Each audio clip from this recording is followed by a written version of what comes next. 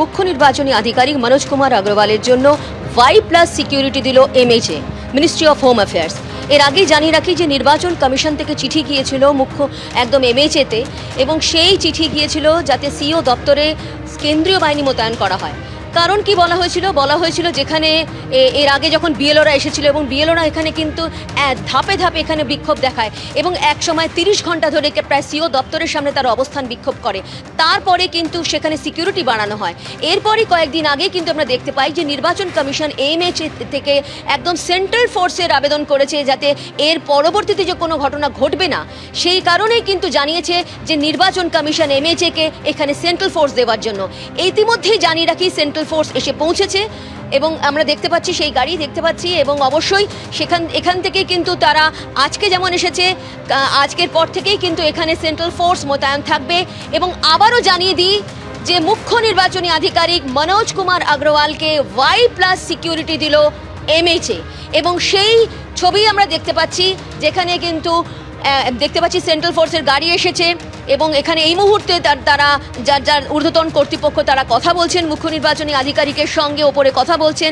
অবশ্যই আজকে যে টিম এসেছে, পরবর্তীতে দেখা যাবে যে কালকে অন্য টিম আসবে, কারণ Y+ সিকিউরিটি দেওয়া হয়েছে মুখ্য নির্বাচনী আধিকারিককে। অর্থাৎ তিনি তার দপ্তর থেকে শুরু করে তার মুভমেন্টের সময় কিন্তু এই কেন্দ্রীয় বাহিনী থাকবে। অর্থাৎ বোঝা যাচ্ছে যে যেভাবে একদম সিও দপ্তরকে ঘেরাও করা হয়েছিল, সিও দপ্তরে এসে কিন্তু বিএলওরা যেভাবে অবস্থান বিক্ষোভ করেছিল, প্রায় 30 ঘন্টা ধরে কিন্তু অবস্থান বিক্ষোভ করা হয়েছিল। তারপর কিন্তু সিও দপ্তরের নিরাপত্তা নিয়ে প্রশ্ন তোলা হয় এবং তারপরে দেখা যায় কিন্তু একাধিকবার দেখা যায় যে পুলিশের তরফ থেকে পুরো ব্যারিকেড করে দেওয়া হয়েছে। মূলত দেখা যায় যে সাংবাদিকদের আটকানো হয়েছে। তার পরবর্তীতে সাংবাদিকদের অনেকটা শিথিল করা হলেও, যাওয়াটা শিথিল করা হলেও সেখানে কিন্তু সিকিউরিটি থাকে। তারপরে কিন্তু আমরা দেখতে পাই নির্বাচন কমিশন থেকে MHA-তে কি চিঠি দেওয়া হলো সিও দপ্তরে কিন্তু কেন্দ্রীয় বাহিনী মোতায়েন করতে হবে। সিও দপ্তর এই মুহূর্তে একদম রয়েছে NS রোডে, যেটা একদম বামান অ্যান্ড লরি বিল্ডিংয়ে। এই সিও দপ্তরে কিন্তু কয়েকদিনের মধ্যে বা নতুন বছরে কিন্তু অন্য জায়গায় শিফট হবে, যেটা শিপিং কর্পোরেশন হবে।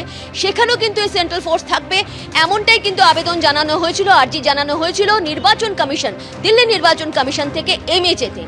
এই মুহূর্তে আমরা দেখতে পাচ্ছি, আবারও ছবি দেখিয়ে দিচ্ছি, এই মুহূর্তে দেখতে পাচ্ছি যে সেন্ট্রাল ফোর্সের গাড়ি এসে পৌঁছে গিয়েছে। ঊর্ধ্বতন কর্তৃপক্ষ তারা কিন্তু মুখ্য নির্বাচনী আধিকারিকের সঙ্গে কথা বলছেন, আমরা দেখতে পাচ্ছি সেই গাড়ি।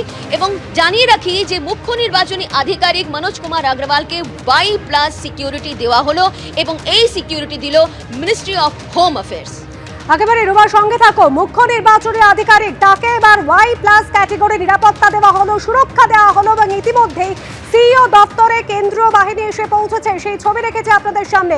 দীর্ঘদিন ধরে আপনারা জানেন যে সিইও দপ্তরের বাইরে তৃণমূলপন্থী বিএলওরা তারা বিক্ষোভ দেখিয়েছেন, 30 ঘন্টা আটকে রাখা হয় এবং তারপর কিন্তু নিরাপত্তা নিয়ে প্রশ্ন ওঠে। সেই সময় বলা হয়েছিল যে সিইও দপ্তরে কেন্দ্রীয় বাহিনী নিরাপত্তা দেওয়া হোক, এবং সেই মতো Y+ ক্যাটেগরি নিরাপত্তা দেওয়া হলো মনোজ কুমার আগরওয়ালকে।